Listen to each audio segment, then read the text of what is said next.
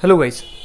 So last लेक्चरमध्ये आपण जो मेजरमेंट लेसन स्टार्ट केलेला आहे त्या लेसनमध्ये गाईज आपण आता बघितलं की फंडामेंटल युनिट्स काय असतात, फंडामेंटल क्वांटिटी किती प्रकारच्या आहेत आपल्या फिजिक्समध्ये आणि त्या फंडामेंटल क्वांटिटीचे SI युनिट काय आहेत. म्हणजे अगर ती फंडामेंटल फिजिकल क्वांटिटी तुम्हाला मोजायची आहे तर SI सिस्टीममध्ये तुम्ही कुठलं युनिट यूज करसाल. तर त्या 7 फंडामेंटल क्वांटिटी आपण बघितल्या. आणखी आपण काही सप्लिमेंटरी युनिट्स पण बघितले, पण त्याचं जनरली काही काम पडत नाही, जसं प्लेन अँगल आणि सॉलिड अँगल. तर ह्या ज्या 7 फंडामेंटल क्वांटिटी होत्या त्याच्यातल्या पण आपल्याला त्या पहिल्या 4-5च जास्त कामाच्या आहेत, जसं लेंथ, मास, टाईम, टेम्परेचर आणि करंट. आता फंडामेंटल क्वांटिटीच्या नंतर आता येते डिरेक्ट फिजिकल क्वांटिटी. आता डिरेक्ट फिजिकल क्वांटिटीला मी लास्ट लेक्चरमध्येच तुम्हाला सांगितलं की डिरेक्ट फिजिकल क्वांटिटी खूप साऱ्या आहेत. ओके, आपण हर लेसनमध्ये नवीन नवीन डिरेक्ट फिजिकल क्वांटिटी शिकणार आहे, त्यामुळे मी एक फायनल असा चार्ट वगैरे बनवून देणार असं तर काही नाही आहे. पण तरी आपण बघू की ज्या डिरेक्ट फिजिकल क्वांटिटी असतात त्यांची SI सिस्टीममध्ये युनिट्स कशी जनरेट केल्या जातात. ठीक आहे. आता गाईज सपोज फॉर एक्झाम्पल माझ्याकडे A नावाची कुठली तरी फिजिकल क्वांटिटी आहे आणि आता या A नावाच्या फिजिकल क्वांटिटीला मला मोजायचं आहे. आता हालाकी ही A नावाची फिजिकल क्वांटिटी जी आहे ती डिरेक्ट क्वांटिटी आहे. आता आपल्याला माहिती आहे अगर ही A डिरेक्ट फिजिकल क्वांटिटी असणार तर डिरेक्ट फिजिकल क्वांटिटी ही ती फिजिकल क्वांटिटी असते जी दुसऱ्या फिजिकल क्वांटिटीवर डिपेंड करते. मग होणार काय, ही जी A जी की डिरेक्ट फिजिकल क्वांटिटी आहे तिचा कुठला ना कुठला फॉर्म्युला असणार.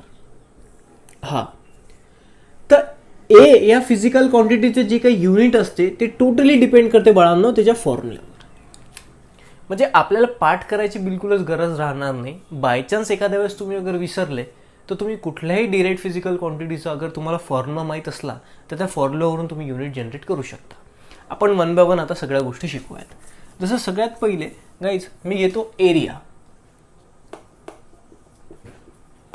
आता तुम्हा लोकांना माहीत आहे एरिया जो आहे या एरियाचा फॉर्म्युला काय. आपण माहीत आहे की कुठल्याही गोष्टीचा अगर एरिया काढायचा आहे, जसं फॉर एक्झाम्पल अलग अलग शेपचा एरियाचा अलग अलग फॉर्म्युला येतो बाळांनो. पण जसं फॉर एक्झाम्पल हा बोर्ड आहे तुमच्यासमोर, या बोर्डचा अगर एरिया काढायचा आहे, फॉर एक्झाम्पल हा एक रेक्टँगल शेप आहे, या शेपचा अगर मला एरिया काढायचा आहे तर मी फॉर्म्युला का वापरतो, ही लेंथ इंटू विड्थ हा फॉर्म्युला वापरतो. आता एरियाचा फॉर्म्युला आला length into width suppose. Okay, आता फॉर्म्युलावरून आपण युनिट जनरेट करत असतो, पण आपल्याला युनिट्स कुठलं तयार करायचं आहे, SI युनिट. आता मला सांगा लेंथ कशात मोजतात, मीटरमध्ये. SI सिस्टीममध्ये आपण कालच बघितलं लेंथ कशात मोजतात, किंवा लेंथ म्हणा, डिस्टन्स म्हणा, हाईट म्हणा, SI सिस्टीममध्ये आपण मीटरमध्ये मोजू, कारण की लेंथ, हाईट, डिस्टन्स हे अंतरच आहे आणि विड्थ पण एक अंतरच आहे, आपण त्याला मीटरमध्येच मोजू. तर फॉर्म्युला काय, लेंथ इंटू विड्थ म्हणजे मीटर इंटू मीटर, तर काय होणार युनिट, मीटर स्क्वेअर. तर एरियाचे SI युनिट असते मीटर स्क्वेअर. तसंच बाळांनो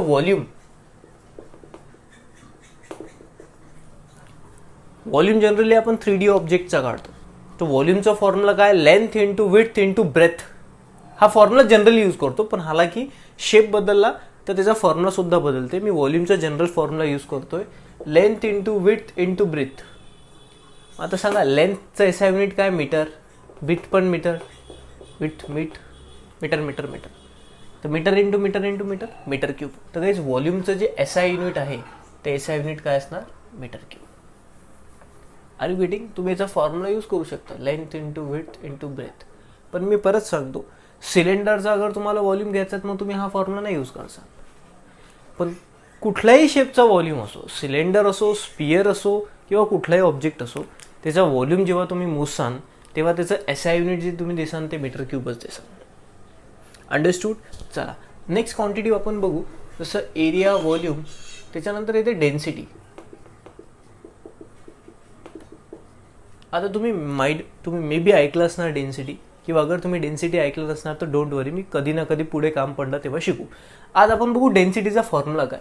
काही डेन्सिटीचा फॉर्म्युला असते मास अपॉन व्हॉल्यूम. डेन्सिटीचा फॉर्म्युला काय असतो, मास अपॉन व्हॉल्यूम. आता फॉर्म्युलावरून मला डेन्सिटीचं युनिट करायचं आहे, तर सांगा मास SI युनिटमध्ये कशात मोजतात, kg, आणि व्हॉल्यूम कशात मोजतात, मीटर क्यूब. म्हणून हमेशा डेन्सिटीचं SI युनिट काय येणार, kg पर मीटर क्यूब. कधी पण तुम्ही एखाद्या ऑब्जेक्टची, आता सध्या सपोज तुम्हाला डेन्सिटी फील नाही होत आहे, जेव्हा तुम्ही शिकसान डेन्सिटी हा कन्सेप्ट तेव्हा तुम्हाला कळणार की बाबा डेन्सिटी काय आहे. तर जेव्हाही किंवा डेन्सिटी तुम्ही सांगसाल तर बाजूला युनिट तुम्ही देसाल केजी पर मीटर क्यूब. हालांकी या केजी पर मीटर क्यूबचा पण एक पर्टिक्युलर मिनिंग आहे, तो मिनिंग पण मी तुम्हाला तेव्हाच सांगणार, डोंट वरी. सध्या आपल्याला युनिट कळलं. नो आफ्टर डेन्सिटी आपल्याला माहिती आहे स्पीड म्हणा, वेलोसिटी म्हणा. फॉर्म्युला काय बाळांनो, डिस्टन्स अपॉन टाइम. स्पीडचा फॉर्म्युला काय, डिस्टन्स अपॉन टाइम. मग आता स्पीडचा हा झाला फॉर्म्युला. मला युनिट जनरेट करायचा आहे, मी फॉर्म्युलाहून युनिट जनरेट करतो. सांगा डिस्टन्सचा एसआय युनिट काय, मीटर, आणि टाइमचा SI unit second. So guys speed कशात मोजू आपण, metre per second. Understood. Now next speed नंतर गाइस आहे ऍक्सेलरेशन. आता ऍक्सेलरेशन पण तुम्ही शिकलेले आहात फिजिक्समध्ये.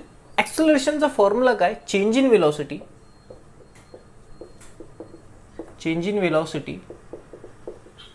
Upon time. हा ऍक्सेलरेशनचा फॉर्म्युला आहे, change in velocity upon time. आता इथं बघा हा झाला फॉर्म्युला. आता वरच्या टर्ममध्ये न्यूमिनेटरमध्ये वेलोसिटी आली, मग ते चेंज इन का असून वेलोसिटी आहे आणि खाली टाइम आहे. आत्ताच तुम्ही बघितलं वेलोसिटीचं युनिट काय, मीटर पर सेकंड, आणि टाइमचं युनिट काय, सेकंड. मी बस हे दोन्ही युनिट टाकतो आणि याच्यावरून मला फायनल युनिट भेटणार. जसं आपण इकडे सॉल्व्ह करू. वेलोसिटीचं युनिट काय, मीटर पर सेकंड, आणि टाइमचं युनिट काय, सेकंड. हे गाईज एकामेकाला मल्टिप्लाय असतात. हा याची खालची टर्म आणि ही टर्म हे एकामेकाला मल्टिप्लाय होणार आहेत. ते मॅथमॅटिक्सचं बेसिक आहे, नसणार समजत तर समजून जाणार काही दिवसात. So second into second, second square, तर यालाच मी काय देऊ शकतो, metre per second square. Okay. तर सांगा ॲक्सेलरेशनचं युनिट काय आलं, मीटर पर सेकंड स्क्वेअर. तर या बेसिक जे युनिट्स असतात हे आपल्याला माहीत पाहिजेत. आता जरुरी नाही हमेशा तुम्हाला मीटर पर सेकंड स्क्वेअरच येणार, मे बी कधी कधी सेंटीमीटर पर सेकंड स्क्वेअर येणार. मग कन्फ्यूज नको हो, आपण सध्या फक्त एसआय सिस्टीम बघतोय. पुढे याच्याबद्दल पण इन्फॉर्मेशन भेटून जाणार, डोंट वरी. जसं फॉर एक्झाम्पल कोणी म्हटलं की बा ॲक्सेलरेशनचं एसआय सिस्टीममध्ये युनिट काय, तर तुम्ही हे देसाल. पण अगर एखाद्यानं म्हटलं ॲक्सेलरेशनचं सीजीएस सिस्टीममध्ये युनिट काय, सीजीएस आठवते, centimetre gram second. CGS system काय सांगते की लेंथला आम्ही सेंटीमीटरमध्ये मोजतो, मासला आम्ही ग्राममध्ये मोजतो आणि टाइमला सेकंडमध्ये मोजतो. तर according to the CGS system ॲक्सेलरेशनचं युनिट काय आलं पाहिजे, मीटरचा होणार सेंटीमीटर आणि सेकंडचा सेकंदच राहणार. कारण की एस आय सिस्टीम असो, सीजीएस सिस्टीम असो, एफपीएस सिस्टीम असो की एमकेएस सिस्टीम असो, कुठल्याही सिस्टीमला मध्ये टाईमचं जे युनिट आहे ते सेकंदच आहे. मग हे झालं सीजीएस सिस्टीममधलं युनिट. पण आपल्याला सगळ्यात जास्त महत्त्वाचं आहे S I system, meter per second square. नाव नेक्स्ट गाईज ॲक्सेलरेशन नंतर आपण बघितलं होतं फोर्सचे युनिट काय असायला पाहिजे. आता फोर्सचा फॉर्म्युला आपण सगळे लोक शिकलो काय, mass into acceleration. Mass into acceleration का आला याचे बेसिक व्हिडिओ मी बनवलेले आहे, तुम्ही रिवाईज करू शकता. आता मास इंटू ॲक्सेलरेशन फॉर्म्युला आहे. आता फॉर्म्युला युनिट बनवायचा आहे. फोर्सचा एस आय युनिट आता नीट बघा, मास कशात मोजतात, केजीमध्ये एस आय सिस्टीममध्ये, आणि ॲक्सेलरेशनचं आत्ताच आपण युनिट बघितलं काय, मीटर पर सेकंड स्क्वेअर. मग मी ॲक्सेलरेशनचा जागी टाकणार मीटर पर सेकंड स्क्वेअर. तर finally guys KG metre per second square हे आलं फोर्सचं युनिट. पण झालं असं बाळांनो की फोर्स ही क्वांटिटीमध्ये सगळ्यात जास्त रोल जो होता तो न्यूटन सायंटिस्टचा होता. न्यूटननी फोर्सबद्दल लॉ सांगितले, न्यूटननी खूप साऱ्या टाईपचे फोर्स डिस्कवर्ड केले. म्हणून जनरली आपण काय करतो या फोर्सच्या मागे, फोर्स या फिजिकल क्वांटिटी मागे न्यूटनचा रोल आहे, हात आहे. म्हणून आपण हे युनिट तर देतोच KG metre per second square, पण याला आपण आणखी शॉर्टमध्ये काय म्हणतो, न्यूटन. म्हणजे फोर्सचं युनिट काय, न्यूटन. पण ॲक्च्युली हे न्यूटनच्या सायंटिस्टच्या नावावरून दिलेलं युनिट आहे. ॲक्च्युली अगर तुम्हाला बघायचं झालं तर ते आहे KG metre per second square. मग तुम्ही हे द्या किंवा हे द्या, काहीच फरक पडणार नाही. चलो नेक्स्ट आहे बाळांनो वर्क. आता वर्क पण आपण शिकलो, वर्क का असते. वर्कचा फॉर्म्युला काय गाईस, फोर्स इंटू डिस्प्लेसमेंट. जेव्हा एखाद्या ऑब्जेक्टवर तुम्ही फोर्स लावता आणि त्या फोर्समुळे अगर ऑब्जेक्टचं काही ना काही डिस्प्लेसमेंट होते, तेव्हा बेसिकली आपण म्हणतो काही ना काही वर्क घडते. तर फॉर्म्युलाला फोर्स इंटू डिस्प्लेसमेंट. आता सध्याच आपण फोर्सचं युनिट बघितलं बाळांनो काय, हे किंवा हे, आपण दोन्ही ट्राय करू. पहिले मी हे घेतो. सांगा फोर्सचं युनिट काय, KG metre per second square. Okay. आणि डिस्प्लेसमेंट कशात मोजतात? डिस्प्लेसमेंट म्हणा, डिस्टन्स म्हणा, आहे तर अंतरच ना, आणि अंतरला मोजण्यासाठी एस आय सिस्टीममध्ये आपण मीटर यूज करतो. तर डिस्प्लेसमेंटला मी कशात मोजणार? मीटर. आता मीटर आणि मीटर काय झाले? Meter square. तर वर्क डनचं जे युनिट आलं बाळांना ते आलं kg meter square per second square. Okay. Or मध्ये कोणी कोणी बघा काय देते. आता फोर्सचं मी हे युनिट टाकतो किंवा मी हे सुद्धा टाकू शकतो न्यूटन. तर मी न्यूटन अगर टाकलं तर फोर्सचं ते युनिट झालं न्यूटन आणि डिस्प्लेसमेंटचं युनिट काय? Meter. So newton into meter. तर हे सुद्धा युनिट वर्कला मोजण्यासाठी होते. नीट बघा, नीट समजून घ्या. फोर्सला आपण याच्यात पण मोजू शकतो आणि याच्यात पण मोजू शकतो. कन्फ्यूज नाही व्हायचं. आता हे युनिट मी पार्ट नाही करणार अजिबात, मी वेळेवर जनरेट करणार फटकन. आणि होता होता होता होता माझी प्रॅक्टिस अशी होऊन जाणार की क्वांटिटी समोर आल्या युनिट मला तोंडात ना निघणार. जसं मास म्हटलं की केजी निघते, तसंच वर्क म्हटल्यावर हे दोन्ही निघून जातील हळूहळू प्रॅक्टिसने. पण गाईज, आपण तुम्हाला आठवत असणार, आपण जेव्हा सपोज लोअर स्टँडर्डला होतो तेव्हा आपण जनरली काय म्हणत होतो? What is energy? हा आपल्याला सारखा प्रश्न विचारला जायचा. तर आपण एनर्जीची डेफिनेशन कशी देतो? Capacity to do the work. काम करण्याची क्षमता म्हणजे एनर्जी असते. आता पुढे आपण एक लेसन शिकणार आहे फिजिक्समध्ये, work power energy. Work power energy ह्या लेसनमध्ये, एनसीईआरटीचा हा लेसन आहे वर्क पॉवर एनर्जी. या लेसनमध्ये आपण शिकू की बाबा वर्क आणि एनर्जी यांचं कसं नातं आहे. आणि फिजिक्समध्ये भरपूर असे लेसन आहेत. त्या लेसनमध्ये आपण बघणार आहे, 12th आहे, आता तर 11th पोर्शन चालू आहे. 12th आपण आपल्याला रिअलाईज होणार आहे की एनर्जी आणि वर्कचं खूपच जवळचं नातं आहे. वर्क आहे तर एनर्जी आहे, एनर्जी आहे तर वर्क आहे. तसं एक मी साधं उदाहरण देऊन देतो तुम्हाला. तुम्ही मॉर्निंगला जेव्हा उठता तेव्हा तुम्ही एनर्जेटिक असता म्हणून तुम्ही जास्त काम करू शकता. रात्री जेव्हा तुम्ही घरी येता तेव्हा तुम्ही एनर्जेटिक नसता म्हणून तुम्ही काम करू नाही शकता. तर एनर्जी आणि कामचं काही ना काही नातं आहे. आपण थोडक्यात अगोदर पण शिकलेलो. वर्क जेव्हा शिकत होतो तेव्हा मी थोडक्यात सांगितलं होतं. तर व्हॉट इज वर्क किंवा what is energy? It is a capacity to do the work.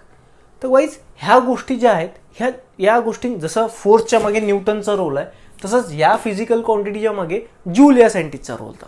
Joule. म्हणून आपण वर्कचा आणखी एक युनिट देतो, KG metre square per second square तर आहेच, न्यूटन मीटर तर आहेच, किंवा आपण ऑरमध्ये जूल पण देतो. सो वर्कला आपण जूलमध्ये मोजतो, 5 जूल 6 जूल. तर जनरली बाळांनो हे युनिट कधी दिसतील नाही, हे युनिट दिसणार. पण याचा अर्थ हा नाही आहे की वर्कला एखाद्या वेळेस असं लिहिलं तर चुकीचं लिहिलं. बिलकुल लिहू शकता. तर जसं न्यूटनच्या मागे हा लपलेला आहे तसंच बाळांनो जूलच्या मागे हा किंवा हा लपलेला आहे. हे तुम्हाला कामात पडणार, मी तुम्हाला सांगून देईन कधी कामात पडणार. सो वर्कचं एसआय, वर्क हे कशात मोजलं जातं एसआय सिस्टीममध्ये? जूलमध्ये. ओके, चला नेक्स्ट आपण बघणार आहे वर्क. नंतर आपण आता बघणार आहे पॉवर. आपण पॉवर सुद्धा बघितलं होतं की पॉवर काय डिटेलमध्ये बघितलं होतं. तर पॉवरचा फॉर्म्युला होता बाळांनो वर्क अपॉन टाइम. आठवते? पॉवरचा फॉर्म्युला होता वर्क अपॉन टाइम. आता नीट बघा, वर्कचं माझ्याकडे 3 युनिट आहेत. आता मी 3 तसं तर 3ही टाकू शकतो, पण तुम्ही ते करा. मी सरळ जूल उचलतो. हालाकी तुम्ही हा पण टाकू शकता ना हा पण. चला मी करूनच दाखवतो. चला आता वर्कचं एसआय युनिट आहे, मी हे उचलतो, KG metre square per second square upon टाइमचं unit काय? सेकंड. मी तुम्हाला आत्ताच सांगितलं हा आणि हा मल्टिप्लाय होत असतो. तो second square into second cube. तर बाळांनो हे असते पॉवरचं युनिट. किंवा काही लोक वर्कचं हे युनिट टाकतील, न्यूटन मीटर. ठीक आहे, वर्कचं टाकलं आणि टाइम आहे म्हणजे सेकंड. तर बघा पॉवरला आपण याच्यात पण मोजू शकतो, न्यूटन मीटर पर सेकंड म्हणजेच पॉवर. एखाद्यानं लिहिलं की तुझ्याजवळ काय आहे बा, त्यानं म्हटलं माझ्याजवळ 2 न्यूटन मीटर पर सेकंड आहे, म्हणजे तुम्ही समजून जासान की अरे याच्याकडे पॉवर आहे. जसं फॉर एक्झाम्पल मी म्हटलं माझ्या खिशात 5 किलो आहे, म्हणजे तुम्ही असं समजता ना की बा खिशात काही ना काही मास आहे. बरोबर आहे. तसंच अगर मी म्हटलं माझ्याकडे 2 न्यूटन मीटर पर सेकंड आहे म्हणजे माझ्याकडे पॉवर आहे. तर युनिटवरून आपण फिजिकल क्वांटिटी आयडेंटिफाय करू शकतो. पण जनरली हे दोन्ही युनिट खूप रेअरली यूज होतात. आपण एकदम सिम्पल युनिट वापरतो. वर्कचं युनिट आहे जूल आणि टाइम म्हणजे सेकंड. तर हे दोन्ही काही कामाचे आहेत पण खूप कमी लागतात. तर आपण सिम्पली म्हणतो joule per second. Joule per second. तर what is the SI unit of power guys? It's a joule per second. Understood?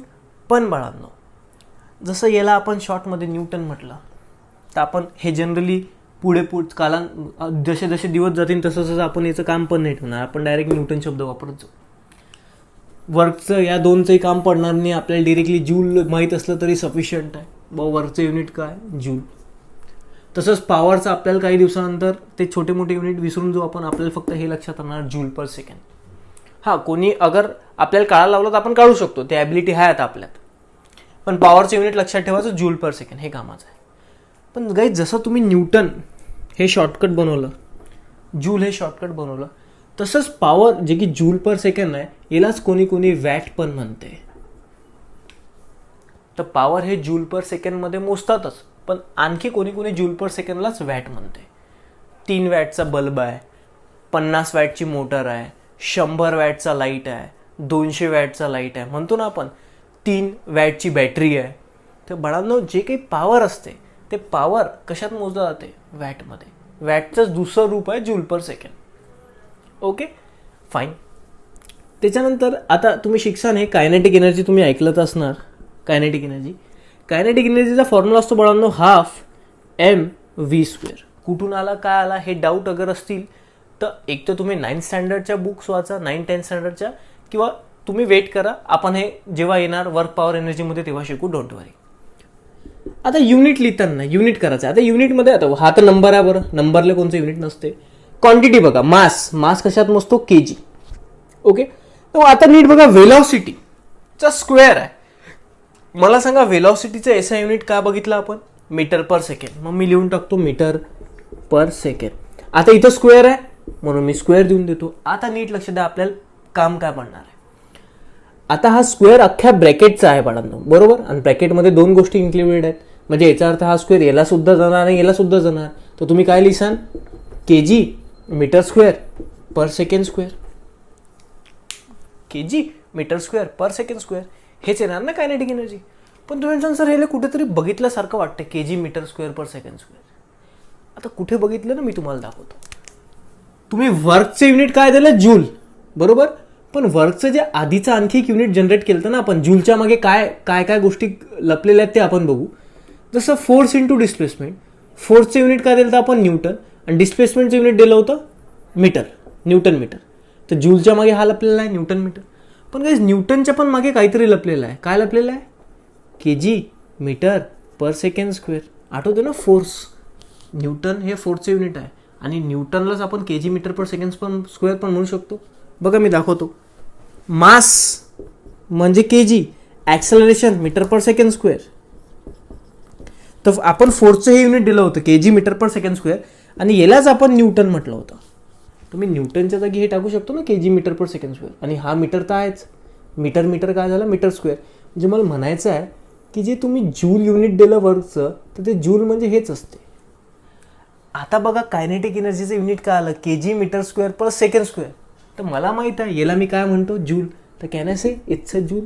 बघा आलं का नाही नातं. एनर्जी आणि वर्क यांचं नातं आहे. हे युनिटनं तर आपल्याला दाखवूनच दिलं, पण आपण अशा भरपूर काही गोष्टी बघू ज्या आपल्याला प्रूफ करून देतील की एनर्जी आणि वर्कचं बिलकुल नातं आहे, डिरेक्टली नातं आहे. तर सांगा मग, एनर्जी कुठली असो, मग ते कायनेटिक असो की पोटेन्शियल असो, एनर्जी कशात मोजसान, जूलमध्ये. आणि म्हणून मी तुम्हाला सांगतो बाळांनो, हे तर तुम्ही लक्षात ठेवाच, पण सोबत हे कुठून आलं हे सुद्धा आपल्याला माहीत पाहिजे. ते तयार करणं शिका, सिम्पल वे आहे. ओके, चला. आता जसं पोटेन्शियल एनर्जीचं युनिट आपण जूल बघितलं, सॉरी कायनेटिक एनर्जीचं, तसंच पोटेन्शियल एनर्जी तुम्हाला आठवत असणार 8वी-9वीत. पोटेन्शियल एनर्जीचा आपण एक फॉर्म्युला यूज करतो, mgh. आठवते. आता 10वीमध्ये ग्रॅव्हिटेशन लेसन झाला तुमचा. Guys, mass, M for mass. Potential एनर्जीचा फॉर्म्युला काय, mgh. M for mass. मासला कशात मोजतात, केजी मध्ये. कारण जी माहित आहे का काय होतं, जी म्हणजे ॲक्सलरेशन ड्यू टू ग्रॅव्हिटी. आठवते 10वीत लेसन. ज्या लोकांना माहीत नसणार ॲक्सलरेशन ड्यू टू ग्रॅव्हिटी काय असते, सोडून द्या, मी शिकवून देईन. ग्रॅव्हिटेशन लेसन आपल्याला पण आहे, डोंट वरी. पण हा जो जी असते, असं समजा हे ॲक्सलरेशन आहे, ग्रॅव्हिटीमुळे असो की कोणी सोडा, ॲक्सलरेशन आहे. आपल्याला माहिती आहे ॲक्सलरेशन कशात मोजतात, मीटर पर सेकंड स्क्वेअरमध्ये. So KG metre per second square. आणि एच म्हणजे हाईट. आता मी आधीच बोललो, हाईट म्हणजे एक प्रकारचा अंतरच आहे, आणि अंतरला कशात मोजतात, एसआय सिस्टीममध्ये मीटरमध्ये. सो बघा, मीटर इंटू मीटर झालं मीटर स्क्वेअर. अरे हे पण बघा, KG metre square per second square आला, पोटेन्शियल एनर्जीचे युनिट. मग याला सुद्धा मी काय म्हणणार आहे, जूल. म्हणजे परत परत मी सांगतो बाळांनो, एनर्जी कुठलीही असली तर त्याला आपण मोजतो कशात? जूलमध्ये. Okay, clear? तर बघा आता हे सगळं मी काय केलं तुमच्यासमोर, हे सगळं मी तुम्हाला सांगितलं की ह्या ज्या डिराइव्ड क्वांटिटी आहेत या खूप साऱ्या आहेत, अनगिनत आहेत. तर त्या डिराइव्ड क्वांटिटीचे अगर आपल्याला फॉर्म्युले माहीत असले तर आपण युनिट फटकन जनरेट करतो. पाठ करायची अजिबात गरज नाही. आणि ह्या जेवढ्या काय मी तुमच्यासमोर डिराइव्ड फिजिकल क्वांटिटी लिहिल्या ह्या सारख्या सारख्या रोज येणार आहेत तुमच्यासमोर. त्यामुळे ह्या रोज येतील तर यांचे युनिटसुद्धा रोज तुम्हाला दिसतील. त्यामुळे हे लक्षात ठेवण्याची गरज नाही, ऑटोमॅटिकली आपल्या डोक्यात फिट होऊन जाते. ओके, पण कुठल्या वेनं आपण काढतो युनिट ते नीट समजून घ्या. फॉर्म्युला, म्हणून युनिटसाठी फॉर्म्युला इम्पॉर्टंट आहे. क्लिअर आहे? ओके, आता सेकंड गोष्ट, कामाची गोष्ट. आता आपण या चॅप्टरमध्ये काय काय गोष्टी शिकलो मी एकदा रिवाइज करतो आणि आता पुढे काय शिकणार आहे ते पण तुम्हाला सांगतो. आपण बघितलं की मेजरमेंटची गरज काय. सेकंड आपण बघितलं युनिट काय असते. त्याच्यानंतर आपण युनिटच्या सिस्टीम पाडल्या, बघितलं की अलग अलग सिस्टीम आहेत युनिटच्या. आणि त्याच्यानंतर फायनली आपण SI सिस्टीम बघितली. आता तुम्हाला माहीत आहे की सिस्टीम हे SI सिस्टीम किती इम्पॉर्टंट आहे. आता SI सिस्टीममध्ये आपण फंडामेंटल फिजिकल क्वांटिटीचे युनिट बघितले SI सिस्टीममध्ये. आणि ह्या काही तुमच्यासमोर मी डिराइव्ड फिजिकल क्वांटिटी दाखवल्या, त्यांचे मी युनिट कसे काढतात ते सांगितले. आता नेक्स्ट आहे बाळांनो कन्सेप्ट हा डायमेन्शनल ॲनालिसिस. शेवटचा टॉपिक आहे. त्याच्यानंतर एक एररवालाही टॉपिक आहे, पण मी याला शेवटचा म्हणतो. Dimensional analysis. आता डायमेन्शनल काय असते काय असते डायमेन्शनल ॲनालिसिस, तर ते तर आपण नंतर बघू. पहिले ह्या सगळ्या तुम्ही डिराइव्ड फिजिकल क्वांटिटी ज्या मी तुमच्यासमोर रिप्रेझेंट केल्या त्या तुम्ही एकदा नीट बघा. जेवढे मी डिराइव्ड फिजिकल क्वांटिटी तुमच्यासमोर लिहिल्या,